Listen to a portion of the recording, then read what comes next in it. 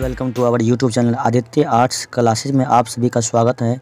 So guys, आज हम आप लोगों के लिए क्लास 12वीं पॉलिटिकल साइंस का टॉप 50 ऑब्जेक्टिव सेलेक्टेड क्वेश्चन लेकर के आ गया हूं आपके एग्ज़ाम के दृष्टिकोण से। ये वीडियो काफ़ी इंपॉर्टेंट होने वाला है, एक एक वीडियो बहुत इंपॉर्टेंट है, इसलिए आप लोग इस वीडियो को शुरू से अंत तक वॉच करेंगे, क्योंकि आपके आने वाले एग्जाम में इसमें से बहुत सारे क्वेश्चन आपको देखने का अवश्य ही मिलेंगे। इसलिए इस वीडियो को आप लोग शुरू से अंत तक जरूर वॉच करिएगा, यानी कि एक एक क्वेश्चन यानी कि वाइल्ड क्वेश्चन है जो आपके आने वाले एग्जाम के दृष्टिकोण से काफ़ी इंपॉर्टेंट होने वाले हैं। इसलिए इस वीडियो को आप लोग शुरू से अंत तक जरूर वॉच करें। और अगर आप लोग चैनल पर पहली बार प्लीज़ चैनल को सब्सक्राइब करें और बेल आइकन को जाकर क्लिक करें, इससे आने वाले वीडियो नोटिफिकेशन सबसे पहले आपको मिलता रहे। ठीक है, क्योंकि आप लोग चैनल सब्सक्राइब करके और बेल आइकन ही क्लिक करते हैं तो मेरा नोटिफिकेशन आपके पास नहीं जाती, इसलिए बेल आइकन को जरूर क्लिक करना ना भूलें। ठीक है, चलिए क्वेश्चन हम फर्स्ट से शुरू कर दे रहे हैं। पहला क्वेश्चन आपका हो जाता है गाइस, डॉक्टर अंबेडकर संविधान प्रारूप समिति अध्यक्ष कौन है? संविधान प्रारूप समिति का अध्यक्ष कौन है? आपके सामने चार ऑप्शन दिया हुआ है, यानी कि ए में है डॉक्टर अंबेडकर, बी में है डॉक्टर राजेंद्र प्रसाद, सी में है डॉक्टर सच्चिदानंद सिन्हा और डी में है डॉक्टर रामानुजम। तो आपको बताना है, जान गया, जो संविधान प्रारूप समिति का अध्यक्ष कौन है ना, कौन थे? ठीक है ना। तो प्रारूप समिति के अध्यक्ष पूछ रहे हैं, जैसे प्रारूप आ जाएगा तो याद रखेंगे आपका हो जाएगा डॉक्टर BR अम्बेडकर, यानी कि आपका अ है ना, यानी कि क्या हो जाएगा, अ हो जाएगा BR अम्बेडकर। क्वेश्चन नंबर 2 है, भारतीय राष्ट्रीय कांग्रेस के संस्थापक कौन थे? भारतीय राष्ट्रीय कांग्रेस संस्थापक पूछ रहे हैं, संस्थापक कौन थे वो आपको बतानी है। ए में है WC बनर्जी, बी में है महात्मा गांधी, सी में है AO ह्यूम और डी में है यानी एनी बेसेंट। तो 2 का आंसर क्या होगा, यानी भारतीय राष्ट्रीय कांग्रेस संस्थापक किन्हें कहा जाता है? फटाफट आप लोग कमेंट करिए लाइव, यानी कि प्राइम सेशन में आप लोग फटाफट जुड़िए और बताइए इसका आंसर क्या होगा। और जुड़ गए आप लोग, जो जुड़े हुए हैं बताइए इसका आंसर क्या होगा। देखिए, भारतीय राष्ट्रीय कांग्रेस के संस्थापक पूछा जा रहा है ना, क्या होगा? आप लोग काउंट करिए, देखिए आपको कितना हो रहा है सही। ठीक है ना, मतलब कि आप लोग भी साथ साथ कमेंट करते जाइए, देखिए आपका कितना सही होता है। अंत में हमें कमेंट करके बताइए अब कितना सही हो रहा है। प्रत्येक आप भी कोशिश करिए आंसर बताने का, ठीक है, क्योंकि आपका एग्ज़ाम बहुत नज़दीक आ चुका है। तो भारतीय राष्ट्रीय कांग्रेस संस्थापक कौन है? बहुत अच्छा जवाब है, यानी कि AO ह्यूम, यानी कि सीधा राइट आंसर। क्वेश्चन चलते हैं 3 के। क्वेश्चन नंबर 3 है, भारतीय संविधान की 8वीं अनुसूची में क्या वर्णित है? भारतीय संविधान की 8वीं अनुसूची यानी 8वीं अनुसूची में क्या वर्णित है वो आपको बताना है। देखिए, पहला नंबर दिया है भाषाओं, यानी कि ए में ऑप्शन है भाषाओं की सूची, बी में है आरक्षण की सूची, सी में है पंचायती राज के कार्य और डी में इनमें से कोई नहीं। यानी कि भारतीय संविधान की 8वीं अनुसूची में क्या वर्णित है वो आपको बताना है। देखिए, 8वीं अनुसूची में जो है ना, यानी कि भाषाओं की सूची दिया गया है, यानी कि अभी तक यानी 22 भाषाओं की मान्यता हमारे संविधान के द्वारा दिया गया है। ठीक है ना। तो भारतीय संविधान की 8वीं अनुसूची में भारतीय की जो यानी कि जो भाषा है, भारतीय भाषाओं की सूची दिया गया है, 22 भाषाओं की सूची दिया गया है। ठीक है, तो 3 का क्या हो जाएगा गाइस? तो ये द राइट आंसर। क्वेश्चन में चलते हैं 4 की ओर। इस समय भारत में कौन सी दलीय व्यवस्था मौजूद है? बहुत अच्छा क्वेश्चन है, बहुत आसान से क्वेश्चन है, सबको बताइए इसका आंसर क्या हो जाएगा। यानी कि इस समय भारत में कौन सी दलीय व्यवस्था मौजूद है? एक दलीय व्यवस्था, द्विदलीय व्यवस्था, बहुदलीय व्यवस्था और डी में इनमें से कोई नहीं बताना है। यानी कि इस समय जो हमारे देश में किस तरह के व्यवस्था मौजूद हैं। आपको पता है हमारे देश में एक पार्टी नहीं है, अनेकों पार्टी हैं। अपने बिहार में ही देख लो, देखो आपको, जैसे JDU हो गया, भाजपा हो गया, राजद हो गया, लोक जनशक्ति पार्टी हो गया, यानी कि ऐसे ही बहुत सारी पार्टियां हैं। ये तो सिर्फ आपको एक बिहार का उदाहरण दिया, इस प्रकार से सोच सकते हैं। आप अपने देश की बात करेंगे तो हजारों की संख्या में पार्टी हैं, है ना। तो जैसे ज़्यादा संख्या अगर रहेगा तो उसको क्या कहेंगे? बहुदलीय व्यवस्था है। तो इस समय हमारे देश में किस तरह की दलीय व्यवस्था है? तो बहुदलीय व्यवस्था है, सीधा राइट आंसर। क्वेश्चन में चलते हैं 5 की ओर। सूचना का अधिकार यानी कि सूचना का अधिकार कानून कब लागू हुआ? तो आपको बतानी है, यानी कि सूचना का अधिकार कानून कब लागू हुआ था? 2001 में, 2003 में, 2005 में, 2007 में। तो 5 का आंसर क्या होगा? यानी कि सूचना का अधिकार कानून कब लागू हुआ था? तो 2005 में, यानी कि सी द राइट आंसर है ना। तो 5 क्या हो जाएगा? सी हो जाएगा, 2005। क्वेश्चन में चलते हैं 6 की ओर। 1942 में गांधी जी द्वारा चलाया गया 1942 में गांधी जी द्वारा चलाया गया आंदोलन था। आप सबको पता है, यानी कि 1942 में गांधी जी ने कौन सा आंदोलन चलाया था? सविनय अवज्ञा आंदोलन, भारत छोड़ो आंदोलन, स्वराज आंदोलन या नमक आंदोलन, बताइए इसका आंसर क्या हो जाएगा। यानी कि 1942 में गांधी जी द्वारा चलाया गया आंदोलन क्या था, तो आपको भारत छोड़ो आंदोलन, यानी कि बी द राइट आंसर है ना। चलो क्या हो जाएगा, बी हो जाएगा। चलिए चलते हैं क्वेश्चन नंबर 7 की ओर। भाषा के आधार पर बनने वाला पहला राज्य कौन है, भाषा के आधार पर बनने वाला पहला राज्य कौन है, वो आपको बतानी है। आंध्र प्रदेश है कि मध्य प्रदेश है कि उत्तर प्रदेश है कि अरुणाचल प्रदेश है गाइस। तो 7 का आंसर क्या हो जाएगा, 7 का आंसर क्या हो जाएगा, यानी कि 7 का आंसर हो जाएगा यानी कि आंध्र प्रदेश। भाषा के आधार पर बनने वाला पहला राज्य कौन, और कोई और नहीं तो आंध्र प्रदेश ही है। चलिए क्वेश्चन चलते हैं 8 की ओर। संयुक्त राष्ट्र संघ की स्थापना कब हुई थी, संयुक्त राष्ट्र संघ की स्थापना कब हुई थी वो आपको बतानी है। आपके सामने 4 ऑप्शन दिया हुआ है गाइस, देख लेंगे। ए में है 1942, बी में 1945, सी में है 1950 और डी में है 1952। तो यानी कि संयुक्त राष्ट्र संघ की स्थापना कब हुआ था वो आपको बतानी है। यानी कि संयुक्त राष्ट्र संघ की स्थापना कब हुआ था, तो संयुक्त राष्ट्र संघ की स्थापना जो है 1945 में हुआ था, बी द राइट आंसर, ठीक है। चलिए क्वेश्चन में चलते हैं 9 की ओर। सार्क का मुख्यालय, यानी सार्क का मुख्यालय कहाँ है, सार्क का मुख्यालय कहाँ है वो आपको बतानी है। आपके सामने 4 ऑप्शन दिया हुआ है। ए में है इस्लामाबाद, बी में है नई दिल्ली, सी में है काठमांडू और डी में है ढाका। सार्क का मुख्यालय कहाँ है गाइस, तो सार्क का मुख्यालय क्या हो जाएगा, काठमांडू, जो नेपाल की राजधानी है, सी द राइट आंसर। उसमें चलते हैं 10 की ओर। भारतीय संसदीय शासन व्यवस्था में मुख्य कार्यपालिका कौन होता है, यानी कि भारतीय संसदीय शासन व्यवस्था में मुख्य कार्यपालिका कौन होता है वो आपको बतानी है। आपके सामने 4 ऑप्शन दिया हुआ है गाइस। पहले में है प्रधानमंत्री, बी में है राष्ट्रपति, सी में है उपराष्ट्रपति, डी में है लोकसभा अध्यक्ष। तो 10 क्या हो जाएगा, यानी कि प्रधानमंत्री ही होती हैं कार्यपालिका, मुख्य कौन होती है, प्रधानमंत्री। क्वेश्चन 11 की ओर चलते हैं। पंचायती यानी कि पंचायत समिति के प्रमुख कौन होता है, पंचायत समिति के प्रमुख कौन होता है। ए में है मुखिया, बी में है सरपंच, सी में है पंचायत सेवक और डी में है प्रखंड प्रमुख। तो 11 का आंसर क्या हो जाएगा, यानी कि पंचायत समिति के अध्यक्ष पूछेगा तो याद रखेंगे क्या होता है, तो प्रखंड प्रमुख ही होता है प्रमुख। पंचायत समिति के प्रमुख कौन होता है, तो पंचायत यानी मुख्य प्रखंड प्रमुख होता है। क्वेश्चन 12 की ओर चलते हैं। क्वेश्चन 12 देख लेते हैं क्या है। क्वेश्चन नंबर 12 में क्या है, 2015 के विधानसभा चुनाव के बाद बिहार में किस दल ने सरकार बनाई थी, यानी कि 2015 की विधानसभा का चुनाव हुआ तो उस चुनाव में बिहार में किस दल ने सरकार बनाई थी वो आपको बतानी है। ए में है जनता दल यू, बी में है राष्ट्रीय जनता दल, सी में है कांग्रेस और डी में इनमें से सभी। 2015 की विधानसभा चुनाव हुआ था ना, बताइए।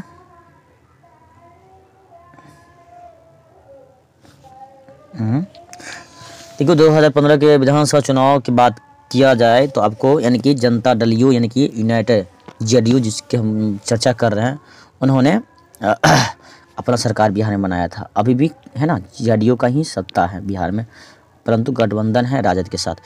क्वेश्चन 13 की ओर चलते हैं। भारत में किस अनुच्छेद के तहत राष्ट्रीय आपातकाल लगाया जाता है, यानी कि हमारे देश में किस अनुच्छेद के तहत वित्तीय यानी कि आपातकाल लागू किया जाता है वो आपको बतानी है। आपके सामने अनुच्छेद दिया हुआ है, आर्टिकल दिया हुआ है, देख लेते हैं। फर्स्ट यानी कि आर्टिकल 350, आर्टिकल 356, आर्टिकल 360, आर्टिकल 368। तो क्या हो जाएगा, यानी कि भारत में किस अनुच्छेद के तहत राष्ट्रीय आपातकाल लागू किया जाता है वो आपको बतानी है। तो यानी कि अनुच्छेद 356 आर्टिकल 356 के तहत हमारे देश में वित्तीय आपातकाल लागू किया जाता है। क्वेश्चन 14 है। एमनेस्टी इंटरनेशनल किससे संबंधित है, बाल श्रम से, मानवाधिकार से, पर्यावरण से, शिक्षा से। तो 14 का आंसर क्या हो जाएगा वो आपको बतानी है। एमनेस्टी इंटरनेशनल किससे हैं संबंधित, तो क्या हो जाएगा, मानवाधिकार से। क्वेश्चन 15 है। अंतर्राष्ट्रीय न्यायालय का मुख्यालय कहाँ अवस्थित है, अंतर्राष्ट्रीय न्यायालय का मुख्यालय कहाँ अवस्थित है। ए में है जिनेवा, बी में है बर्लिन, सी में है न्यूयॉर्क और ड में है हेग। तो 15 का क्या हो जाएगा आपका, डी यानी कि हेग हो जाएगा, है ना। अंतर्राष्ट्रीय न्यायालय का मुख्यालय कहाँ है, तो हेग। क्वेश्चन में चलते हैं 16 की और 20 सूत्री कार्यक्रम किस प्रधानमंत्री से संबंधित हैं, 20 सूत्री कार्यक्रम जो है किस प्रधानमंत्री से संबंधित है वो आपको बतानी है। ए में है राजीव गांधी, बी में है इंदिरा गांधी, सी में है बीपी सिंह, डी में है आर.के. गुजराल। तो आपको बताना है यानी कि 20 सूत्री कार्यक्रम जो है किस प्रधानमंत्री से संबंधित है, तो क्या हो जाएगा, यानी कि इंदिरा गांधी से, be the right answer. Question में चलते हैं 17 की ओर। किस संविधान संशोधन के द्वारा पंचायतों में महिलाओं को आरक्षण प्रदान किया गया, यानी कि किस संविधान संशोधन ध्यान संशोधन के द्वारा पंचायतों में महिलाओं को आरक्षण प्रदान किया गया 42वां 44वां 65वां 63वां कौन होगा जी बताइए क्या हो जाएगा यानी कि 73वां। ठीक है, चलते हैं क्वेश्चन 18 की ओर। सूचना का अधिकार आंदोलन की शुरुआत कहाँ से हुई? सूचना का अधिकार आंदोलन की शुरुआत कहाँ से हुई? राजस्थान से, दिल्ली से, तमिलनाडु से, बिहार से। 18 का आंसर क्या हो जाएगा? यानी कि सूचना का अधिकार की शुरुआत की बात किया जाएगा तो हुआ था आपको राजस्थान, ये द राइट आंसर राजस्थान से। क्वेश्चन 19 है, भारत में वित्तीय वर्ष होता है। भारत में वित्तीय वर्ष कब होता है? 1 जनवरी 31 से 31 दिसंबर तक, 1 जुलाई से 30 जून तक, 1 अप्रैल से 31 मार्च तक, 1 सितंबर से 31 अगस्त तक। वो आपको बतानी है कि भारत में वित्तीय वर्ष होता है कब तक, तो क्या होता है यानी कि सी हो जाएगी 1 अप्रैल से 31 मार्च तक, सी द राइट आंसर। ठीक है, क्वेश्चन 20 है, भारत में कुल कितने राज्य हैं? भारत में कुल कितने राज्य हैं वो आपको बतानी है। कहाँ? भारत में कुल कितने राज्य हैं? तो देखिए वर्तमान में भारत में क्या है, कुल 28 राज्य हैं। कितने हैं? 28, यानी कि था वैसे 29 था परंतु एक घट गया है, इसलिए अभी वर्तमान में 28 हैं। और केंद्र शासित प्रदेशों की संख्या कितनी है? 9 से, फिर उसमें से भी एक घट करके 8 हो चुका है। ठीक है ना, ये बात आप लोग ध्यान से रखिएगा। भारत में कुल कितने राज्य हैं? तो 28 हैं। ठीक है, चलिए 29 मारिएगा, वर्तमान समय के लिए गलती हो जाएगी। पहले था 29, हम मानते हैं पहले था 29। ठीक है, एक राज्य नया जो आया था वो जुड़ा था, तेलंगाना एक नया राज्य नहीं बना था, 29 हमारा जो ही ना था तेलंगाना। तो जम्मू कश्मीर निकल ना गया तो 28 बचा। और फिर चलिए क्वेश्चन 21 है, पहला गुट निरपेक्ष सम्मेलन कहाँ हुआ था? पहला गुट निरपेक्ष सम्मेलन कहाँ हुआ था? नई दिल्ली, बेलग्रेड, कैरो, हवाना। तो 21 का आंसर हो जाएगा आपका यानी कि बी, बेलग्रेड में। क्वेश्चन चलते हैं 22 के, निम्नलिखित में से कौन सा देश सार्क का सदस्य है? 22 में है, निम्नलिखित में से कौन सा देश सार्क सदस्य है? Malaysia, Indonesia, Japan, Bharat. तो 22 का जो है आपका आंसर हो जाएगा डी, यानी कि भारत हो जाएगा। क्वेश्चन चलते हैं 23 की ओर, यूएनओ निशस्त्रीकरण आयोग कब बना? 1945 में, 1952, 1960, 1965 कब होगा? 23 का फटाफट आप लोग आंसर बताइए। 23 का आंसर क्या हो जाएगा गाइस? 23 का यानी कि यूएनओ निशस्त्रीकरण आयोग कब बना था वो आपको बतानी है। चलिए बहुत अच्छा, 23 का आंसर क्या आएगा? 1952, be the right answer. Question चलते हैं 24 की ओर, किस देश ने सुरक्षा परिषद में निषेधाधिकार का सर्वाधिक बार प्रयोग किया वो आपको बताना है। यूएसए, फ्रांस, रूस, चीन। 24 का आंसर क्या हो जाएगा? 24 का आंसर क्या हो जाएगा? रूस ने सबसे ज़्यादा बार प्रयोग किया था, सी द राइट आंसर।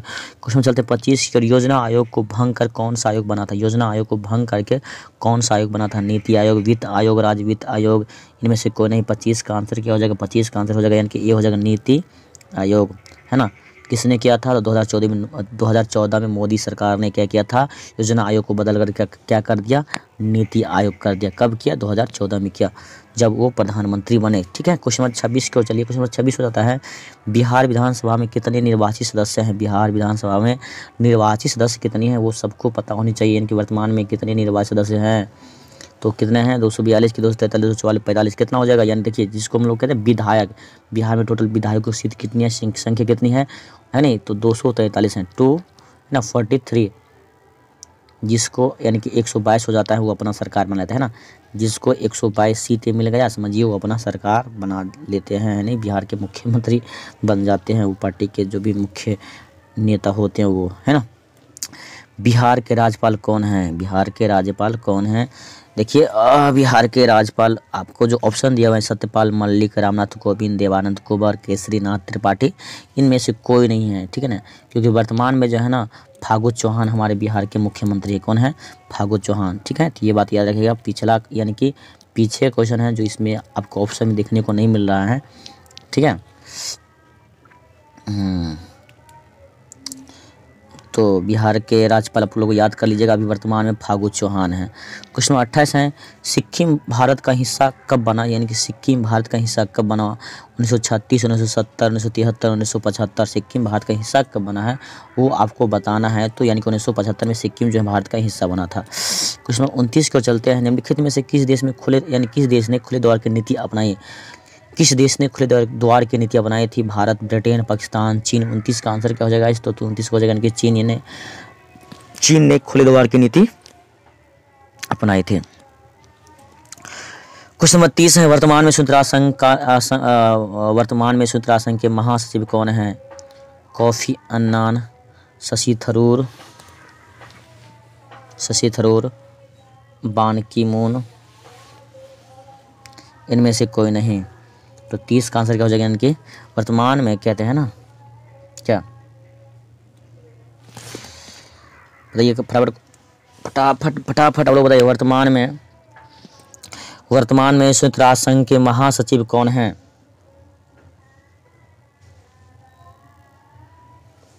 देखिए ऑप्शन अनुकूल चलिएगा तो आपको मिलेगा ही नहीं ना। वर्तमान में यानी कि ऑप्शन दिया हुआ है कोफी अन्नान, शशि थरूर, बान की मून, इनमें से कोई नहीं। परंतु वर्तमान में महासचिव की बात करें एंटोनियो गुटेरेस हैं, है ना। परंतु इसमें से ना ये होगा, ना ये होगा, ना ये होगा, ना ये होगा, यानी कि वर्तमान ये ऑप्शन नहीं दिया हुआ है। यानी वर्तमान में संयुक्त राष्ट्र संघ के सचिव कौन है वो दिया नहीं हुआ है। परंतु आपको बता दे रहा हूँ वर्तमान में जो महासचिव हैं संयुक्त राष्ट्र संघ के, यानी कि एंटोनियो गुटेरेस, एंटोनियो याद रख लेंगे, एंटोनियो गुटेरेस जो है ना वर्तमान में संयुक्त राष्ट्र संघ के महासचिव हैं। पहले वान की मून था बट अभी नहीं है, अभी कौन है? Antonio Guterres. क्वेश्चन नंबर 31 है, जान गए। क्वेश्चन 31 है, भारतीय संविधान के किस अनुच्छेद में न्यायिक पुनर्विलोकन की शक्ति अंतर्निहित है? भारतीय संविधान के किस अनुच्छेद में न्यायिक पुनर्विलोकन की शक्ति अंतर्निहित है? तो 31 का आंसर क्या हो जाएगा गाइस? तो अनुच्छेद 72 में है ना। कौन? अनुच्छेद 72। क्वेश्चन नंबर 32 है, बिहार में संपूर्ण क्रांति का नेतृत्व किसने किया? तो वो आपको बतानी है, सबको याद होगा, हिंदी में भी है, पॉलिटिकल में भी है, इतिहास में भी ये क्वेश्चन दिया हुआ है भाई, आपको तो सबको आता होगा। बिहार में संपूर्ण क्रांति का नेतृत्व किसने किया? तो सब फटाफट इतना मस्त जवाब दे रहे हैं, बहुत अच्छा। जेपी यानी कि जयप्रकाश नारायण के नेतृत्व में बिहार में संपूर्ण क्रांति का नेतृत्व किया गया था, छात्रों का ये था आंदोलन, है ना। क्वेश्चन नंबर 33 है, भारत में हुए 1970 के आम चुनाव में किस राजनीतिक दल को बहुमत मिला था? कांग्रेस, जनता पार्टी, जनता दल, बीजेपी। तो 33 का आंसर क्या हो जाएगा वो आपको बतानी है। यानी कि भारत में 1977 के आम चुनाव में किस राजनीतिक दल को बहुमत मिला था? 33 का जो है आंसर हो जाएगा बी, यानी कि जनता पार्टी को। क्वेश्चन नंबर 34 है, पर्यावरण के लिए प्रथम अंतर्राष्ट्रीय सम्मेलन कहाँ हुआ था? पर्यावरण के लिए प्रथम अंतर्राष्ट्रीय सम्मेलन कहाँ हुआ था? स्टॉकहोम में, रियो डी जेनेरियो में, न्यूयॉर्क में, वाशिंगटन में, कहाँ हुआ था? 34 का आंसर क्या हो जाएगा? 34 का आंसर हो जाएगा बी होगा, यानी कि रियो डी जेनेरियो। क्वेश्चन 35 है, राजनीतिक दलों को किस संवैधानिक संस्था द्वारा चुनाव चिन्ह आवंटित किया जाता है? चुनाव आयोग, नीति आयोग, योजना आयोग, संसद। 35 का आंसर क्या हो जाएगा? इसको आपको बतानी है, क्या हो जाएगा? यानी कि चुनाव आयोग हो जाएगा। क्वेश्चन 36 है, राज्य पुनर्गठन आयोग की स्थापना कब हुआ था? राज्य पुनर्गठन आयोग की स्थापना कब हुआ? तो वो आपको बतानी, 1953 में, 1955 में, 1956, 1957। राज्य पुनर्गठन आयोग की स्थापना कब हुआ था गाइस? तो क्या हो जाएगा? 1953 the right answer. Question number 37 है, क्षेत्रवाद का एक को परिणाम है। क्षेत्रवाद का एक को परिणाम है अपने क्षेत्र से अलगाव, ये लगाव, अलगाववाद, राष्ट्रीय एकता, राष्ट्रीय हित। 37 का आंसर क्या हो जाएगा? यानी कि अपने क्षेत्र से लगाव। क्वेश्चन 38 है, संघवादी व्यवस्था का सर्वोत्तम उदाहरण है। संघवादी व्यवस्था का सर्वोत्तम उदाहरण है फ्रांस, ब्रिटेन, भारत, अमेरिका। 38 का आंसर क्या हो जाएगा वो आपको बतानी है। संघवादी व्यवस्था का सर्वोत्तम उदाहरण है तो आपको अमेरिका हो जाएगा। क्या होगा? अमेरिका। क्वेश्चन 39 है, भारत में कार्यपालिका का संवैधानिक प्रमुख कौन है? भारत में कार्यपालिका का संवैधानिक प्रमुख कौन है? राष्ट्रपति, प्रधानमंत्री, राज्यपाल, उपराष्ट्रपति। कौन है सो आपको बतानी है। 39 का आंसर क्या हो जाएगा? 39 का आंसर क्या हो जाएगा? यानी कि ए हो जाएगा, राष्ट्रपति। चलते हैं क्वेश्चन नंबर 40 की ओर। क्वेश्चन नंबर 40 हो जाता है, भारतीय संसद में महिलाओं को कितने प्रतिशत आरक्षण देने की मांग की गई है? भारतीय संसद में महिलाओं को कितने प्रतिशत आरक्षण देने की मांग की गई है? 25, 30%, 33%, 35%। यानी कि भारतीय संसद में महिलाओं को कितने प्रतिशत आरक्षण देने की मांग की गई वो आपको बतानी है। 25%, 30%, 33% या 35%। बहुत आसान सा क्वेश्चन है, इस अधिकतर बच्चों को याद ही है। कितना है? 33 यानी 33%। क्वेश्चन नंबर 41 है, 11 सितंबर 2008 को निम्नलिखित में से कौन सी घटना घटी? ये घटना बहुत हमारे देश के लिए एक प्रश्न चिन्ह खड़ा करके गया। यानी कि 11 सितंबर 2008 को निम्नलिखित में से कौन सी घटना घटी? ए में है भारतीय संसद पर आतंकवादी हमला, बी में है होटल यानी कि होटल ताज पर आतंकवादी हमला, सी में है विश्व व्यापार केंद्र पर आतंकवादी हमला और डी में से कोई नहीं। तो 41 का आंसर क्या होगा वो बतानी है गाइस। 41 का क्या होगा बताइए, फटाफट बताइए, फटाफट बताइए। यानी कि 11 सितंबर 2008 को निम्नलिखित में से कौन सी घटना हुई थी?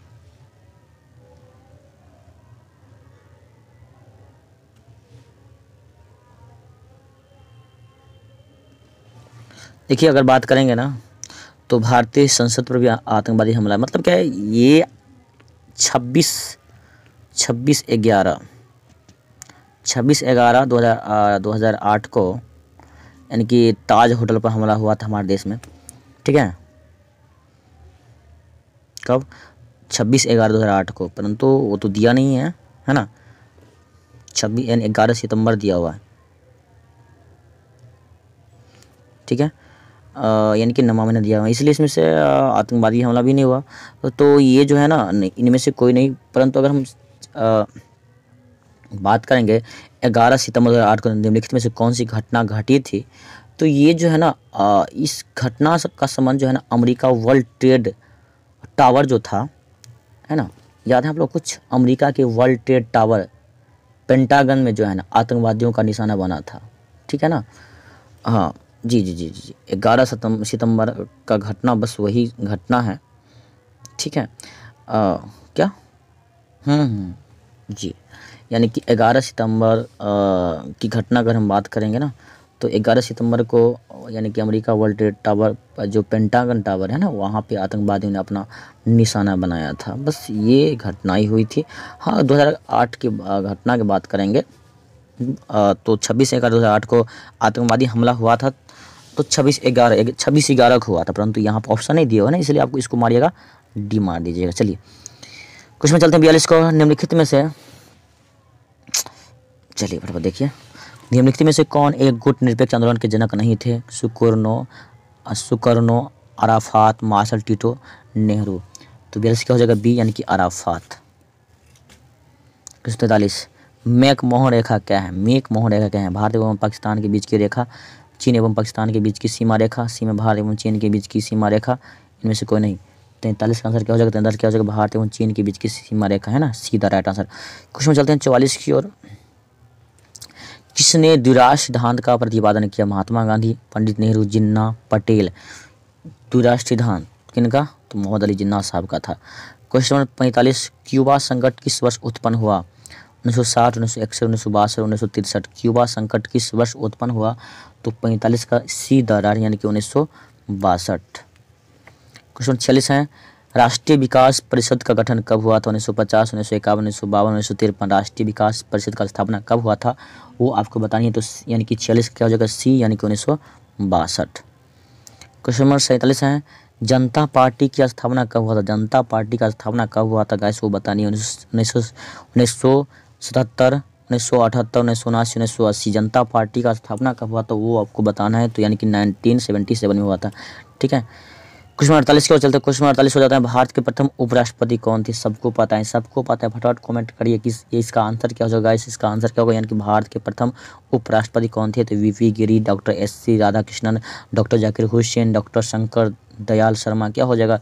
48 का क्या हो जाएगा? यानी कि जिसके नाम हम लोग टीचर्स डे यानी शिक्षक दिवस मनाते हैं, डॉक्टर एस.सी. राधाकृष्णन के, है ना, जन्म दिवस के शुभ अवसर पर हमारे देश के प्रथम उपराष्ट्रपति वही थे। क्वेश्चन नंबर 49 है, किस प्रधानमंत्री ने मंडल आयोग की सिफारिशों को लागू किया था? किस प्रधानमंत्री ने मंडल आयोग की सिफारिशों को लागू किया था? बीपी सिंह, अटल बिहारी वाजपेयी, इंदिरा गांधी, मोरारजी देसाई। बहुत आसान सा क्वेश्चन 49 का ये हो जाएगा, यानी कि बीपी सिंह, है ना। चलिए क्वेश्चन में चलते हैं 50 की ओर। बिहार की पहली महिला मुख्यमंत्री कौन थी? सबको पता है बिहार की पहली महिला मुख्यमंत्री कौन थी, है ना। बिहार की जो पहली मुख्यमंत्री कौन थी? महिला में अगर पुरुष में बात किया जाए तो डॉक्टर श्री कृष्ण सिंह थे, परंतु वर्तमान में वो अभी भी हैं हमारे देश, हमारे बिहार के ही श्रीमती राबड़ी देवी जी, है ना, बिहार के प्रथम महिला मुख्यमंत्री यही थी, ठीक है। यानी कि लालू यादव जी के धर्मपत्नी हैं श्रीमती राबड़ी देवी जी, जो बिहार के वर्तमान यानी कि डिप्टी सीएम की माता जी हैं, यानी कि तेजस्वी यादव की माता जी हैं राबड़ी देवी। ठीक है, तो गाइस हमने आपको यहाँ पे 50 क्वेश्चन पूरा कंप्लीट करवा दिए हैं। तो वीडियो को यहीं पे हम रोकते हैं, समाप्त करते हैं। नेक्स्ट वीडियो का इंतज़ार आप लोग करिए। Thank you so